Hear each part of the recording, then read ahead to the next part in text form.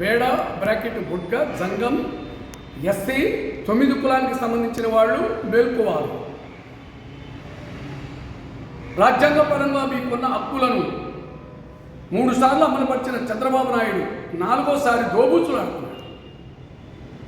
రాజ్యాంగపరమైన హక్కులను న్యాయబద్ధంగా రాజ్యాంగపరంగా పరిపాలించగలిగిన చీఫ్ సెక్రటరీ, ప్రిన్సిపల్ సెక్రటరీ, డైరెక్టర్లు వీళ్ళందరూ కూడా అబద్ధాలు చెప్పి మీ కులముతో ఆడుకుంటున్నారు. కాబట్టి మీరు ఆంధ్రప్రదేశ్లో ఉన్న బేడ బ్రాకెట్ బుట్క జంగం ఎస్సీ సీనియర్ 9 కులానికి చెందిన వాళ్ళు తప్పనిసరిగా ఈ విషయాన్ని గమనించి 2023 9వ నెల వరకు మీకు ఆన్లైన్లో ఉండి సర్టిఫికెట్లు ఇచ్చిన కులము గత ప్రభుత్వము అవగాహన లేక చెప్పినా వినక ఆ ప్రభుత్వంలో ముఖ్యమంత్రి పట్టించుకోక వీళ్ళు ఇష్టం వచ్చినట్టు చేస్తే ఆన్లైన్లో నిలుపుదల చేశారు. అది తప్పని, అది న్యాయం కాదని చెప్పినా ఆయన పట్టించుకోలేదు.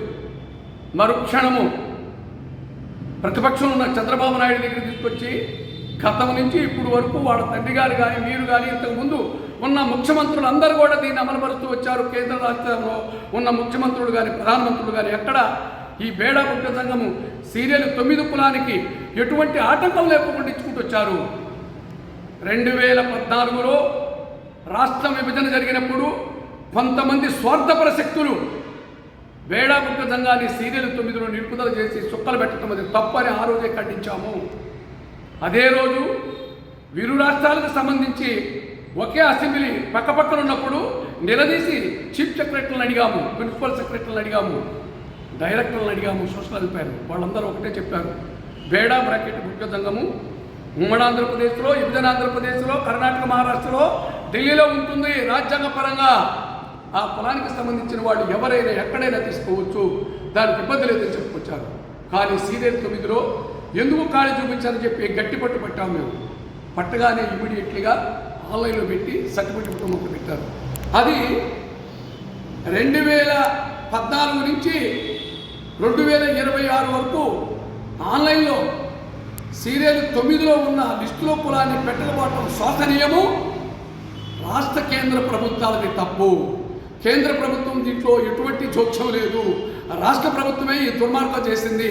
ఈ చేయటానికి మూల కారణము పాలకులుగా పరిపాలిస్తూ రాజ్యాంగపరంగా పరిపాలిస్తున్న చీఫ్ సెక్రటరీ, ప్రిన్సిపల్ డైరెక్టర్ చేసిన దుర్మార్గం ఇది. మేము ఖండిస్తున్నాము. 2023 9వ నెల వరకు ఆన్లైన్లో ఎస్సీ బేడ బుట్ట సంఘం ఇవ్వడానికి సాధ్యపడింది. ఇప్పుడు ఎందుకు సాధ్యపడదు? చంద్రబాబు నాయుడు 3 సార్లు ఇచ్చిన వాడివి 4వసారి ఇస్తానని మాటిచ్చి దోబూచులాడటం చాలా తప్పు. ఇప్పటికైనా అర్థం చేసుకో. సీనియర్ నువ్వు ఖచ్చితంగా జెన్యూన్ పర్సన్కి రాజ్యాంగంలో ఉన్న కులాన్ని ఆన్లైన్లో పెట్టి ఇమీడియట్గా వాళ్ళకి సర్టిఫికెట్స్ ఇవ్వాలి. సర్టిఫికెట్ లేకోకుండా, కులము లేకోకుండా, ఏ పథకాలు తీసుకుంటానికి హక్కు లేకోకుండా రాజ్యాంగపరంగా మీరు నడుస్తున్నారు. రాజ్యాంగపరంగా ఉన్న కులాన్ని మీరు ఖచ్చితంగా ఆన్లైన్లో పెట్టి సర్టిఫికెట్ ఇష్యూ చేసి విద్యా, ఉద్యోగ, సంక్షేమ, రాజకీయ రంగాల్లో కంపల్సరిగా మీరు ఇవ్వాల్సిన బాధ్యత చంద్రబాబు నాయుడు మీద ఉంది, ఈ రాష్ట్ర ప్రభుత్వం మీద ఉంది, ఈ రాష్ట్ర ప్రధాన కార్యదర్శి మీద ఉంది.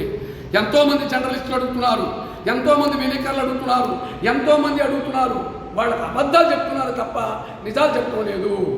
కానీ మీరు గుర్తుపెట్టుకోవాల్సింది ఒకటే, ఈ సమస్యని మీరు తక్షణమే పరిష్కారం చేయాలి. ఇమీడియట్గా పరిష్కారం చేయాలి. వాయిదాలు వేసే హక్కు లేదు. 2 సంవత్సరాలు దాటిపోయింది నీ పాలన వచ్చి.